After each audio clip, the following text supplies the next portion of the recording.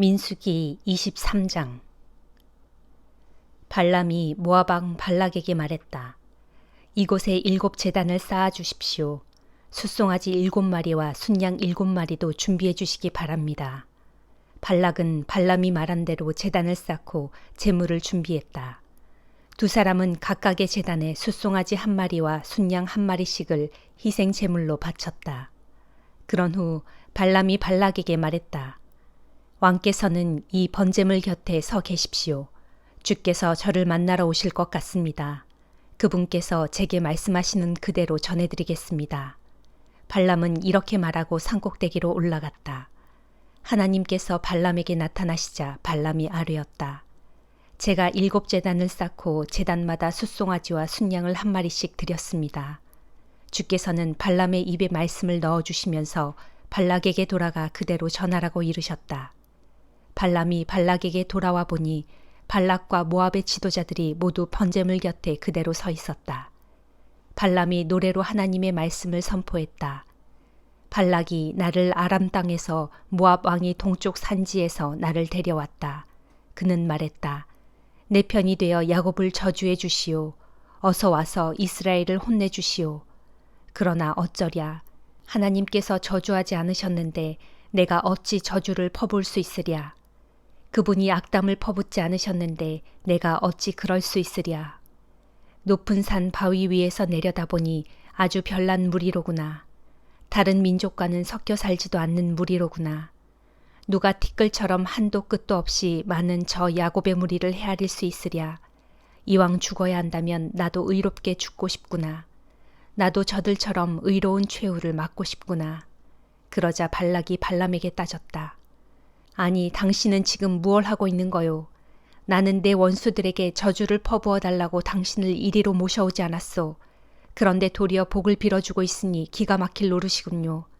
발람이 대답했다. 어쩔 수 없습니다. 나는 주께서 내 입에 담아주시는 말만 할 수 있을 뿐입니다. 모압 왕 발락이 발람에게 다시 부탁했다. 자, 그럼 장소를 좀 옮겨서 그들을 살펴보도록 합시다. 거기에서는 그들의 전부가 아니라 일부만 보일 것입니다. 거기에서 보시고 나를 위해 그들에게 저주를 퍼부어 주시오. 발락은 발람을 데리고 소빔으로 가서 비스가 산의 꼭대기로 올라갔다. 그들은 거기서도 7 제단을 쌓고 제단마다 숫송아지와 순양 1마리씩을 바쳤다. 발람이 발락에게 말했다.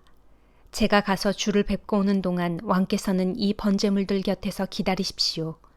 주께서 발람에게 나타나셔서 그의 입에 말씀을 넣어주시면서 발락에게 돌아가 그대로 말하라고 이르셨다. 발람이 돌아오자 발락은 모압 지도자들과 함께 번제물 곁에 서 있었다. 발락이 발람에게 물었다. 그래, 주께서 무슨 말씀을 하시더이까? 발람이 또 노래를 지어 하나님의 말씀을 전했다. 발락이여, 일어나 들어보시오. 십볼의 아들이여, 내 말에 귀를 기울이시오. 하나님께서는 사람이 아니시니 거짓말을 하시지 않고 사람의 아들이 아니시니 변덕이 죽을 듯 하지 않으시네. 한 번 하신 말씀은 반드시 지키시니 약속하신 것은 무엇이든 실천하고야 마는 분이네. 나더러 축복하라고 명하시니 그분께서 베푸시는 복을 내가 어찌 바꿀 수 있으랴. 야곱에게는 불운의 기미가 보이지 않네. 이스라엘에는 어떠한 불행도 찾아볼 수가 없네. 그들의 하나님이신 주께서 그들과 함께 하시니 주를 왕으로 떠받드는 외침소리가 하늘을 찌르는구나. 하나님께서는 그들을 이집트에서 이끌어내셨고 그들은 들소처럼 힘이 세도다. 야곱에는 어떠한 마술도 통하지 않네. 어떠한 주술도 이스라엘을 거꾸러뜨릴 수 없네. 사람들은 야곱에 대해서 이스라엘에 대해서 입을 모아 말하네.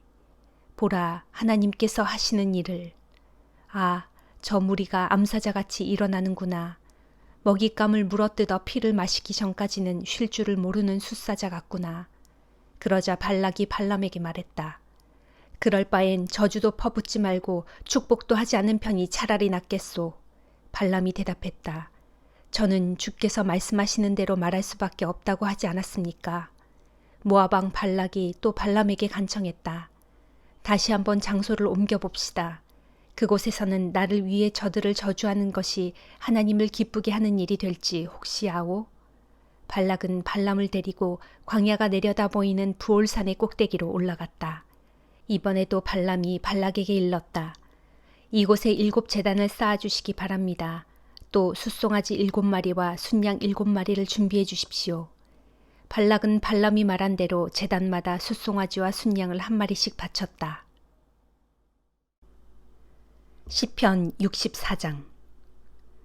오 하나님, 내가 이토록 애가 달아 주께 부르짖고 있사오니 내 탄식 소리를 들으시고 저 원수들의 위협에서 이 목숨을 지켜주소서. 저 악한 자들의 음모에서 나를 지켜주시고 저 못된 자들의 포악에서 이 몸을 숨겨주소서. 저들은 비수와도 같이 날카롭게 혀를 펴리고 독화살 같은 말로 나를 겨누고 쏘아댑니다. 저들은 덤불 속에 몰래 숨어 있다가 죄 없는 사람을 향해 화살을 날립니다. 아무런 거리낌 없이 느닷없이 쏘아댑니다. 저들은 서로를 부추겨가면서 악한 계획을 꾸미고 똘똘 뭉쳐 으슥한 곳에다 남몰래 올가미를 설치하면서 말하기를 누가 이 올가미를 찾아내려야 합니다.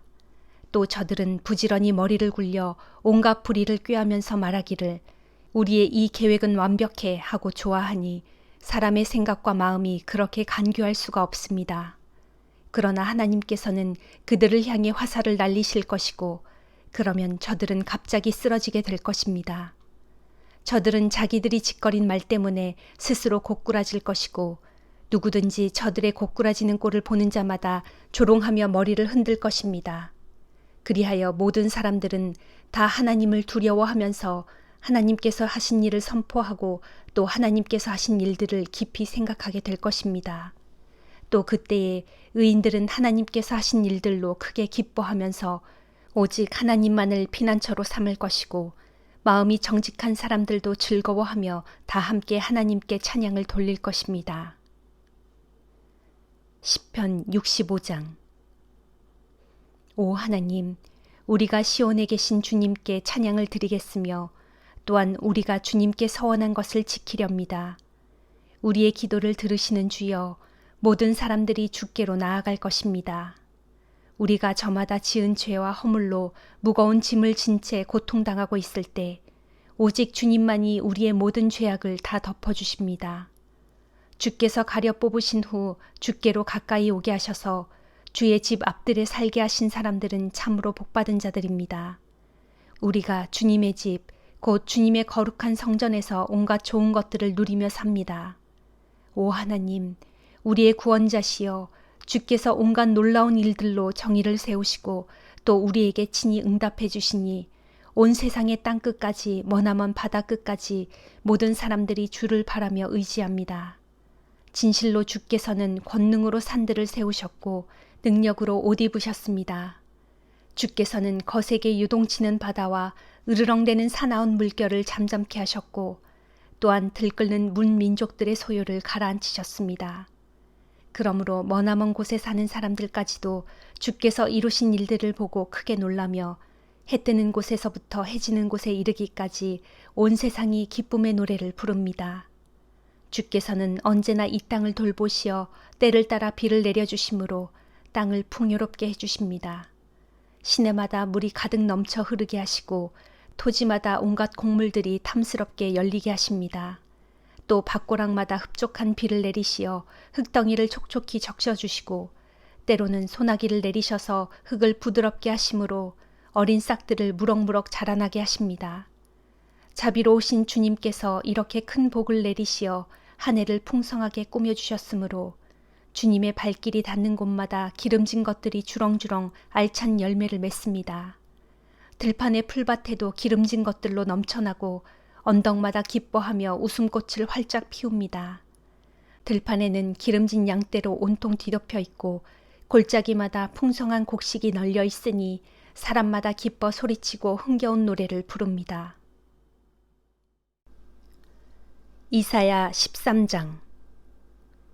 이것은 아모스의 아들 이사야가 바벨론에 대하여 주님께 받은 경고의 말씀이다. 너희는 벌거숭이 산의 꼭대기에다 깃발을 높게 세우고 소리 높여 용사들을 불러 모아라.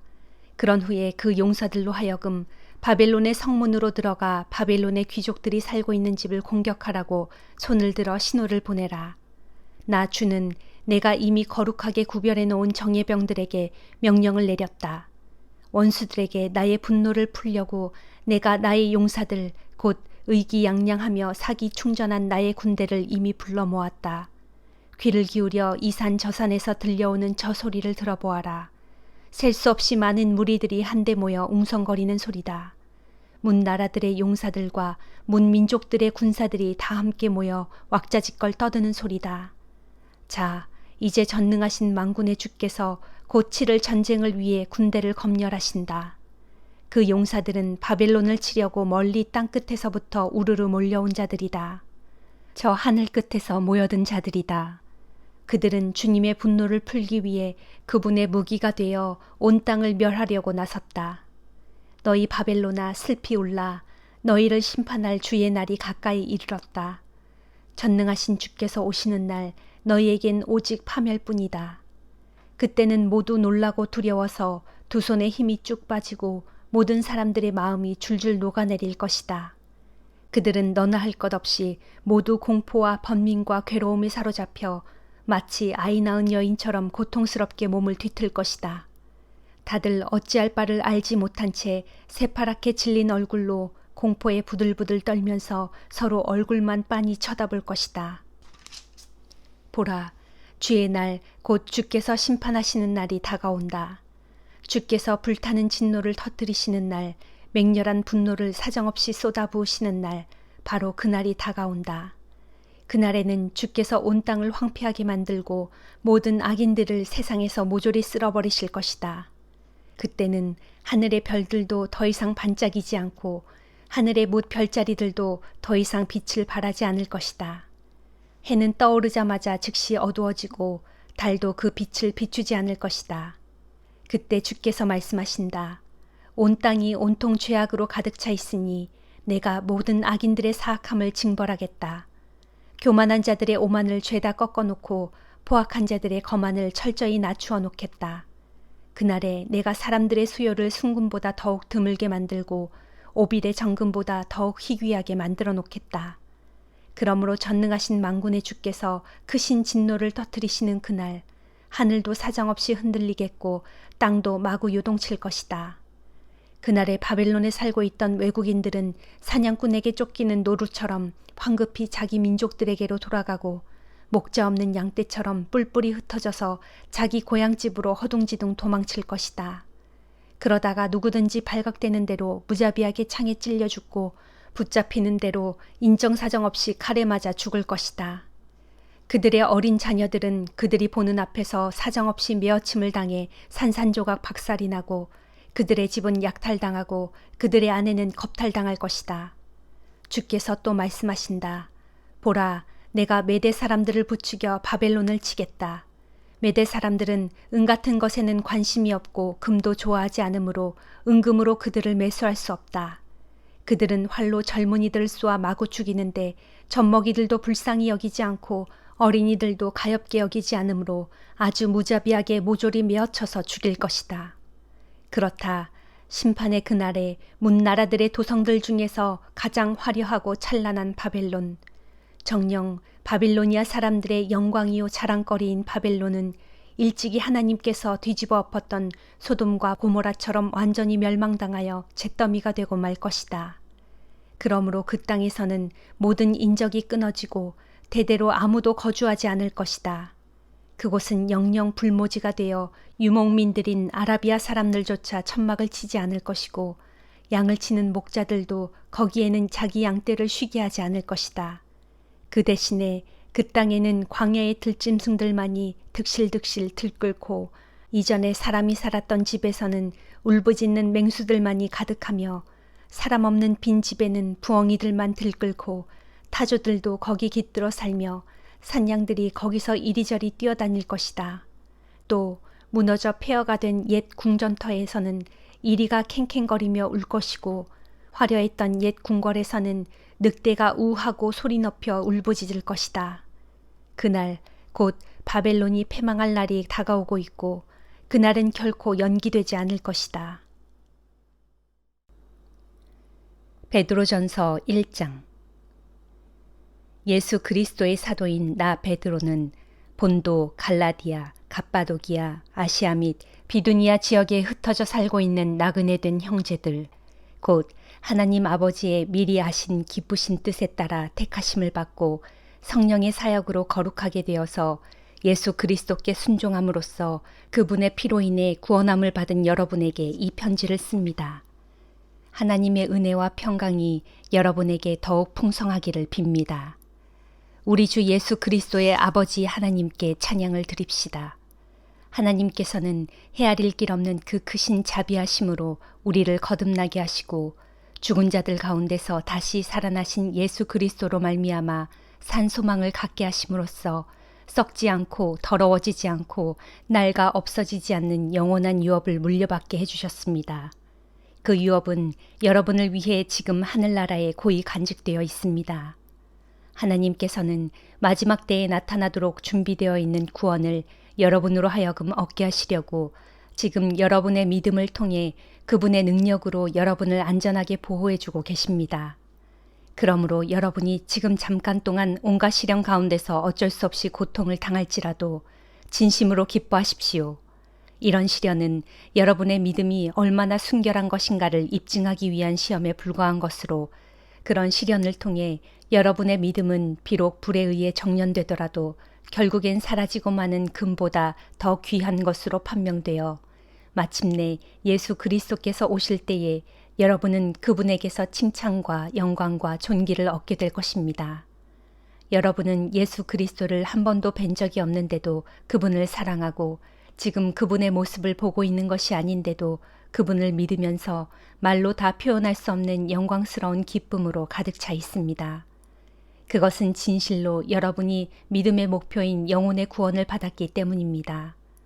이 구원이 어떤 것인지에 대해서는 여러분이 장차 입게 될 은혜에 대해 예언한 예언자들이 큰 관심을 갖고 오랫동안 탐구해 왔던 것입니다. 예언자들은 자기들 안에 있는 그리스도의 영, 곧 성령께서 장차 겪으실 그리스도의 고난과 또 그 뒤에 받으실 그리스도의 영광에 대해 미리 계시해 주실 때 그 일이 언제 어떻게 일어날 것인지를 알려고 애썼습니다. 그리고 예언자들은 결국 자신들이 탐구한 그런 일들이 자기들의 생전에는 일어나지 않고 그보다 훨씬 후대인 여러분의 시대에 일어날 것이라는 것을 알게 되었습니다. 그리하여 예언자들이 예언한 그런 일들은 오늘날 하나님께로부터 보내심을 받은 자들, 곧 성령의 능력을 힘입은 복음 전도자들에 의해서 지금 여러분에게 전파된 것입니다. 사실 이처럼 놀라운 일들, 곧 여러분에게 전해진 복음은 하늘의 천사들까지도 간절히 알고 싶어 하던 것이었습니다. 그러므로 여러분은 마음을 단단히 가다듬고 정신을 바짝 차려서 예수 그리스도께서 다시 오실 때에 여러분에게 주실 그 은혜를 끝까지 바라고 간절히 사모하십시오. 여러분은 하나님께 순종하는 자녀로서 이전에 알지 못하고 쫓았던 이 세상의 악한 욕망에 따라 더 이상 살지 말고 여러분을 부르신 분이 거룩하신 것처럼 여러분도 삶의 모든 행실에 거룩한 사람들이 되십시오.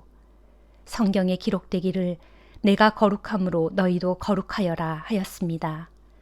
또한 여러분은 사람을 겉모양으로 판단하지 않으시고 각 사람의 행위에 따라 모든 일을 공평하게 심판하시는 분을 아버지라고 부르고 있으므로 이 세상에서 나그네된 삶을 살아가는 동안 두렵고 떨리는 마음으로 지내도록 하십시오.